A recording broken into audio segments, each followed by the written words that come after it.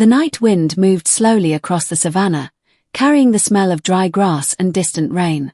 In the great village of Kamala, drums were beating for a royal feast. Firelight danced on clay walls, and shadows moved like spirits among the people. This was the night Prince Dagara, son of the king, would choose a bride. Women dressed in bright cloth filled the royal courtyard. Gold beads shone on dark skin. Laughter rose and fell like waves. Elders sat on carved stools, their staffs resting on the earth. Hunters stood near the gates, spears tall and proud. At the edge of the crowd stood a young woman named Amani. She wore a simple brown dress. No gold. No beads. Only a thin leather cord around her neck. Her feet were bare, dusty from long walks. Yet her eyes were calm, deep, and strong like a river that hides its power. Beside her stood her mother, Mama Sifa. Mama Sifa was a maid in the royal house. Her hands were rough from years of work. Her back bent from carrying water and cleaning floors. But her eyes were kind, and her voice was soft like morning wind. Amani held her mother's hand tightly. "Do not be afraid," Mama Sifa whispered. "We will sit at the back. We only came to watch." Amani nodded, but her heart was beating fast. She did not come for the prince. She came because the ancestors had been calling her in dreams. For 7 nights, Amani had seen fire, blood, and a crown sinking into a river. The drums suddenly stopped. Silence fell like a heavy cloth. Prince Dagara stepped forward. He was tall and strong, dressed in red and gold.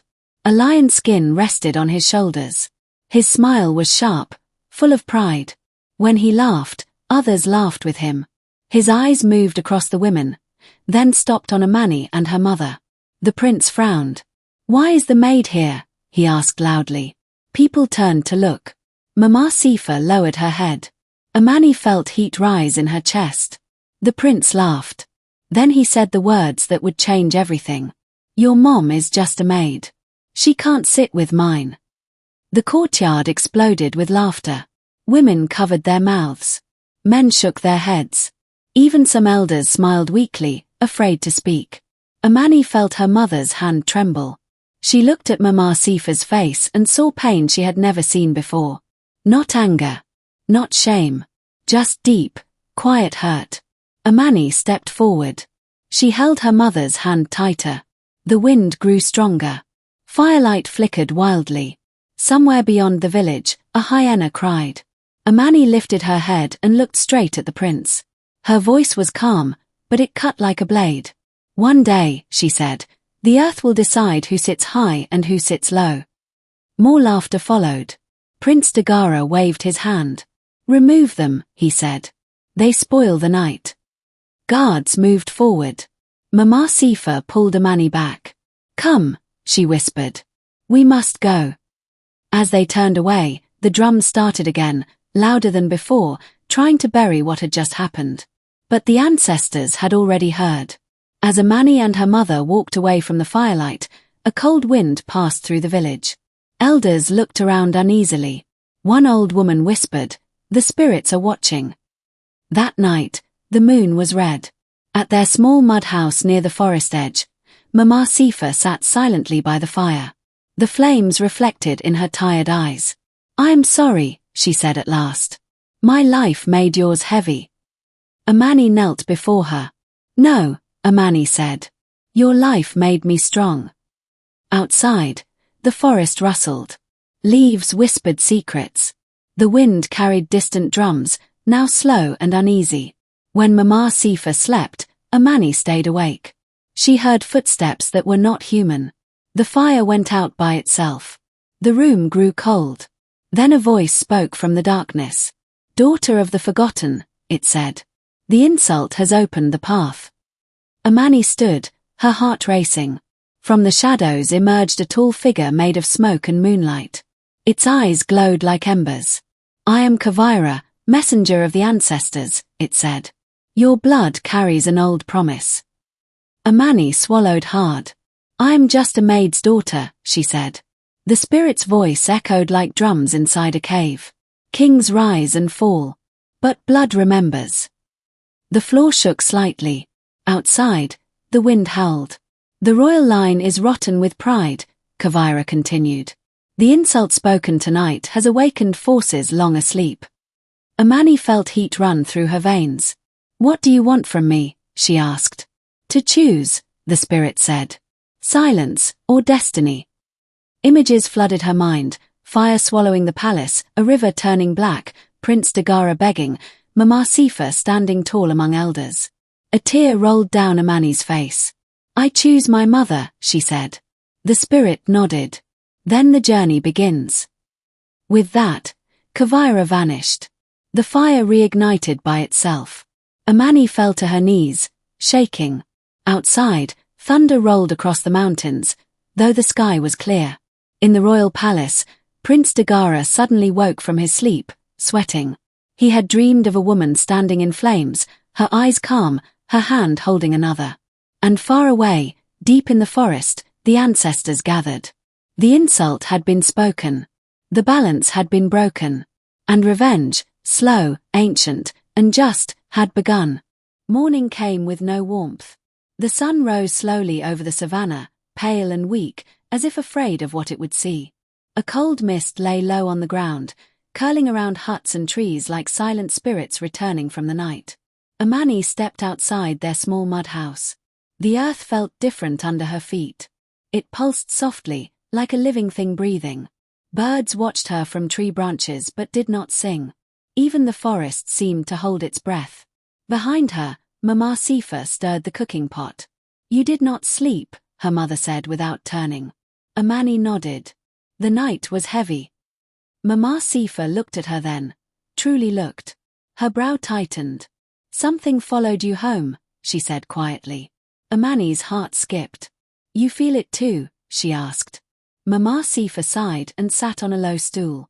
I have served in the palace for many years. I know when spirits walk close. The wind has changed. Amani knelt beside her mother and told her everything. The voice, the spirit named Kavira, the promise in her blood. Mama Sifa listened in silence. When Amani finished, tears stood in her eyes. I wanted to protect you from this world, Mama Sifa said. But the world has found you. Before Amani could reply, a loud horn sounded from the village center. Boom! Boom! A royal summons. Mama Sifa's face went pale. They are calling palace workers. I must go. Amani stood quickly. I will walk with you. As they moved through the village, whispers followed them like flies. That is her. The maid's daughter. Did you hear what happened last night? Children stopped playing. Women paused mid-step. Men looked away, afraid to be seen watching. At the palace gates, guards stood taller than usual. Their faces were tight. Inside the courtyard, elders were gathered in a half-circle.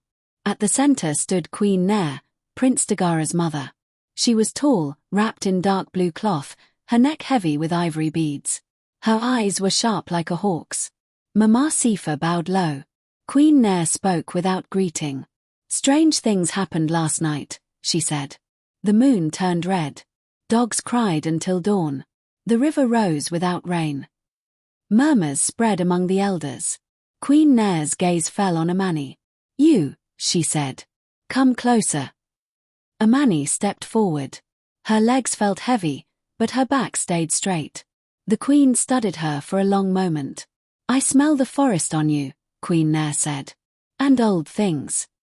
Amani said nothing. One elder cleared his throat. Your Majesty, perhaps it is coincidence. The queen raised her hand. Coincidence does not shake mountains. She turned back to Amani. What did you see last night? Mama Sifa gasped. My queen, she is only a girl. Silence, Queen Nair snapped. The air grew thick. Amani felt pressure in her ears, like drums beating far away. I saw the ancestors, Amani said calmly. They heard the insult. A sharp intake of breath circled the courtyard. Queen Nair's jaw tightened. My son spoke foolishly, she said. But foolish words do not summon spirits. A low rumble rolled across the ground. Some elders stumbled. Amani lifted her eyes. Words carry power, especially when spoken with pride. The queen's eyes flashed with anger. Take her away, she ordered. The forest people have filled her head with madness. Guards stepped forward. Before they could touch Amani, a sudden wind swept through the courtyard. Dust rose high. Fire bowls tipped over, spilling flames that did not burn the ground. An old blind elder began to shake. "They are here," he whispered. "The ancestors are here." Queen Nair took a step back. The wind stopped as suddenly as it began. Silence returned, heavy and fearful. The queen straightened her back. "Enough," she said. "Let her go. For now." Amani and Mama Sifa left the palace quickly. That night, fear walked openly in Kamala. Drums were not played. Fires burned low. People barred their doors. In the palace, Prince Dagara laughed loudly, trying to drown his unease. "She is nothing," he told his friends. "A maid's daughter playing with shadows." But when he was alone, his laughter died. He saw her eyes every time he closed his own. Deep in the forest, Amani sat before an ancient tree, its roots thick and twisted like giant snakes. Hunters avoided this place. Elders spoke of it only in whispers. The wind circled her. "Kavira," she called softly. "I am here." The air grew cold. The spirit appeared, darker now, heavier. "The village trembles," Kavira said. "Good." "I do not want destruction," Amani replied. "I want truth." The spirit's eyes burned brighter. "Truth cuts deeper than fire," it said. "Are you ready to bleed?" Amani swallowed, thinking of her mother's bent back, her quiet tears. "Yes," she said. Kavira raised a smoky hand. Symbols burned briefly in the air. "Then walk beyond the river tomorrow night," the spirit said.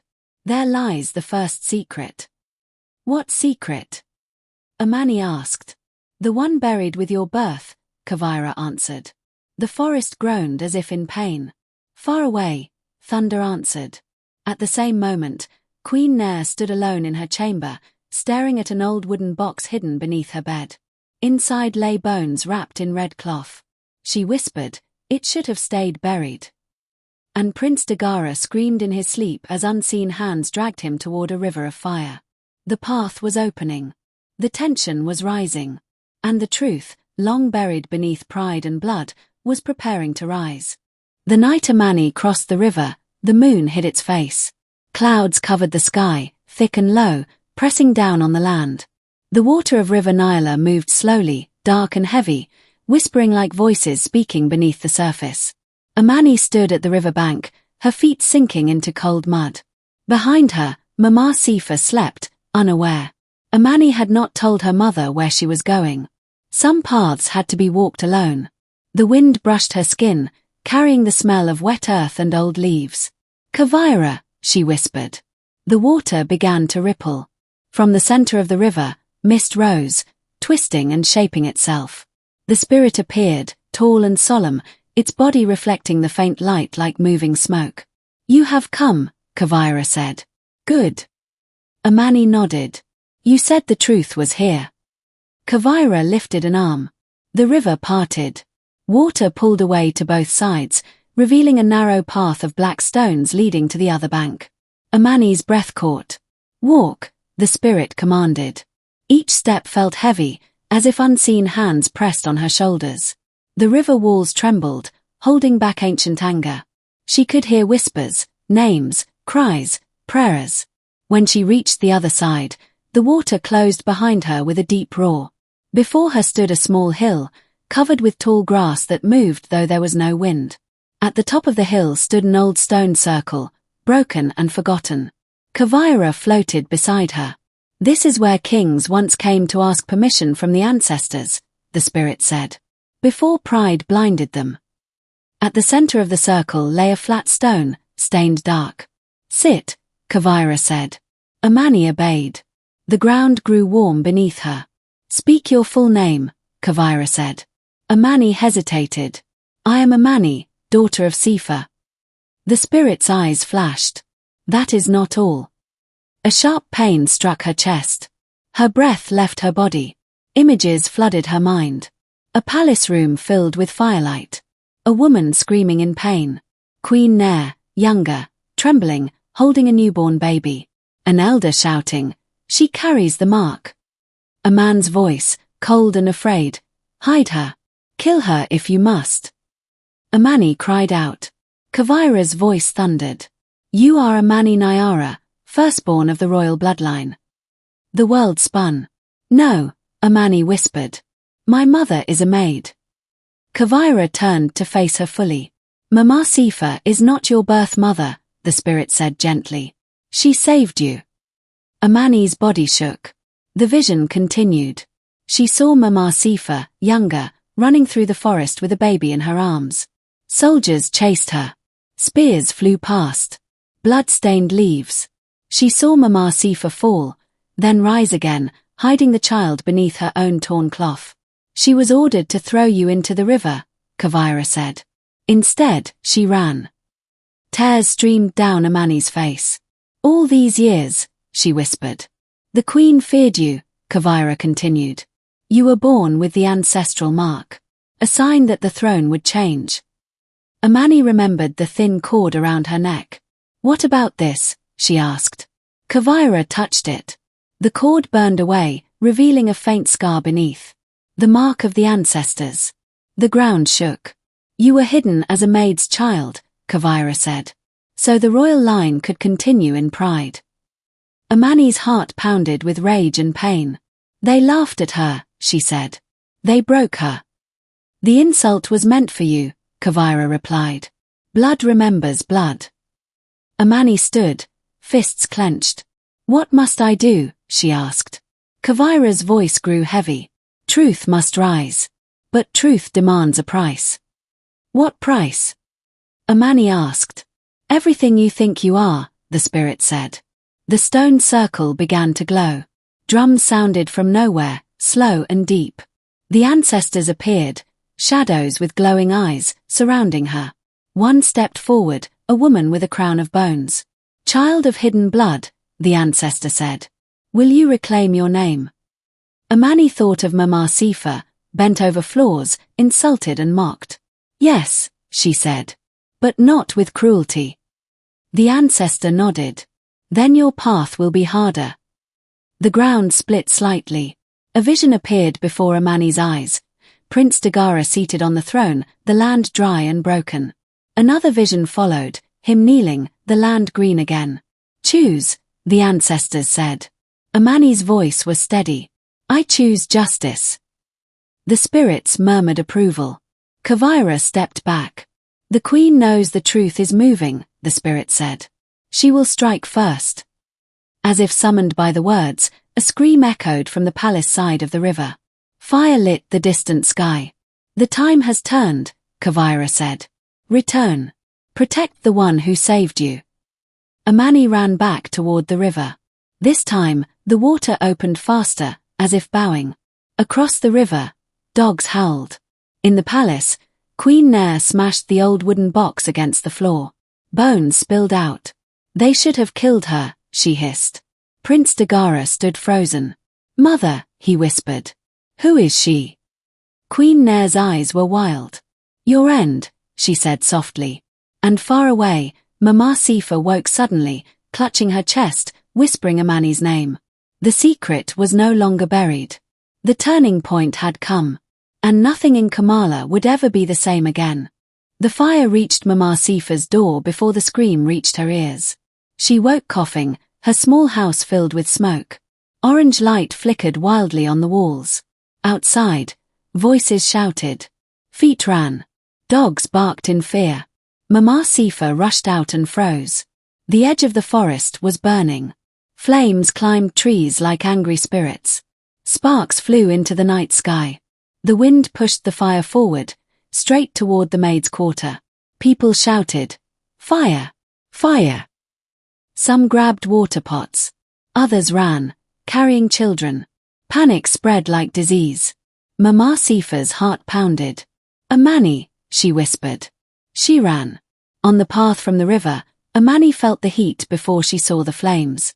Smoke stung her eyes. The air tasted bitter.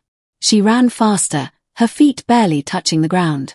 When mother and daughter saw each other through the smoke, they crashed together, holding tightly as if the world was breaking apart. You should not be here, Mama Sifa cried. They are hunting you. Amani pulled back, gripping her mother's shoulders. Tell me the truth, she said. Please. Mama Sifa's eyes filled with tears. There was no other way, she whispered. I wanted you to live. Before she could say more, the sound of horns cut through the night. Royal horns. Hunters emerged from the smoke, faces hard, spears raised. At their front stood Prince Dagara, dressed in black and red, his eyes wild with fear and anger. There she is, he shouted. The forest witch. People gathered, drawn by fear and fire. Mama Sifa stepped in front of Amani. Do not touch her, she begged. Take me instead. Prince Dagara laughed, but his voice shook. Your loyalty is useless, he said. You were a fool to keep her alive. Amani felt something rise inside her, hot, ancient, unstoppable. The wind shifted. Flames bent away from her body. Gasps filled the air. An elder fell to his knees. The ancestors choose her, he whispered. Prince Dagara raised his spear. Kill her, he screamed. The ground split open with a loud crack. From the earth rose thick smoke, forming tall shapes, spirits of warriors long dead, their eyes glowing red and gold. The hunters froze. Kavira's voice echoed across the burning land. Enough. The fire stopped moving. Ash hung in the air like frozen rain. Amani stepped forward. I do not want blood, she said loudly. I want truth. Prince Dagara's hand trembled. Liar, he shouted. My mother said. Queen Nair appeared then, carried on a platform by guards, her face painted with ash and white clay. You should have stayed hidden, the queen said coldly. You bring ruin. Amani looked at her, truly looked. You tried to kill me, Amani said. And you made my mother a slave. Mama Sifa cried out. My queen, I only. Queen Nair cut her off. You stole what was not yours. The ancestors' spirits circled closer. An old female spirit spoke. She saved what you feared, the spirit said. And now the land suffers for your pride. The earth rumbled. The river in the distance roared. Queen Nair's voice cracked. I did what I must to protect my son. Amani stepped closer, her voice trembling with emotion. You protected a throne, not your people. Prince Dagara dropped his spear. Sweat poured down his face. Mother, he whispered.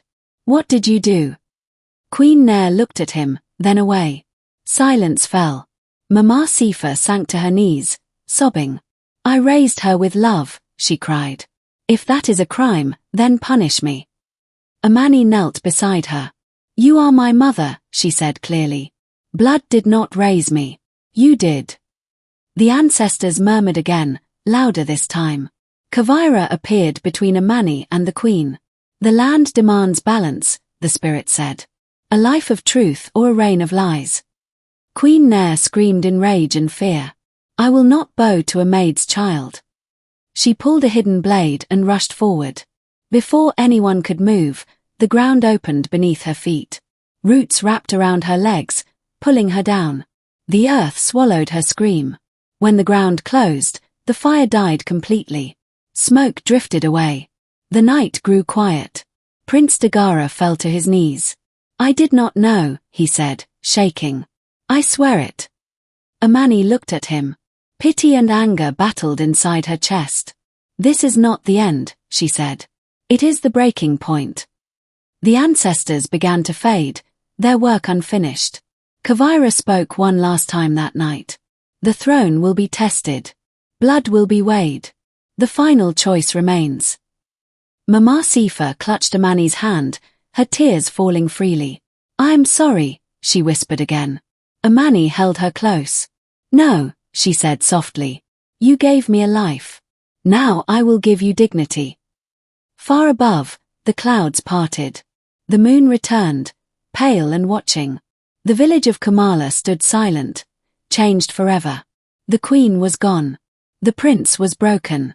And the true battle, for justice, power, and the soul of the land, was only beginning. Dawn did not bring peace to Kamala. It brought fear. The sun rose red, like a wounded eye watching the land. Ash still covered the ground where the fire had died. People stepped carefully, whispering prayers, afraid the earth might open again. At the center of the village, the royal drum sounded once. Then twice. Then stopped. That drum had not sounded since the king's death many seasons ago. Elders gathered under the great baobab tree. Hunters stood in a wide circle, spears grounded. Women watched from doorways, holding children close. At the front stood Prince Dagara. His royal clothes were gone. He wore plain cloth. His head was bare. His eyes were hollow. Across from him stood Amani. The morning light touched her skin, and people noticed something they had never seen before. She stood like the land itself, calm, unbending, present. Mama Sifa stood beside her, no longer bowed, her back straight for the first time in years. An elder raised his staff. "The queen is gone," he said. "The spirits have spoken. The throne stands empty." Murmurs rolled through the crowd. Another elder turned to Prince Dagara. "You were born to rule," he said. "But the land rejects pride." Dagara swallowed hard. "I do not ask for the crown," he said. "I ask for forgiveness." Gasps followed. Amani felt the ancestors stir. The wind moved through the baobab leaves, whispering. Then Kavira appeared, visible to all. People fell to their knees. "The final test comes now," the spirit said. "Not of blood alone, but of heart." The ground between Amani and Dagara darkened, forming a shallow circle of black earth. "Step forward," Kavira commanded. Both did. The air grew heavy. Drums sounded from nowhere, deep and slow, beating like a giant heart.